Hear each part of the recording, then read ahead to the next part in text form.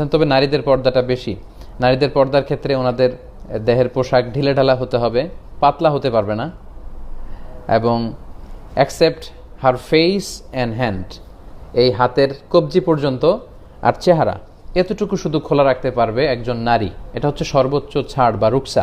কিন্তু আজিমাত হচ্ছে চেহারাকেও ঢেকে রাখা, কারণ চেহারা হচ্ছে সৌন্দর্যের রাজধানী।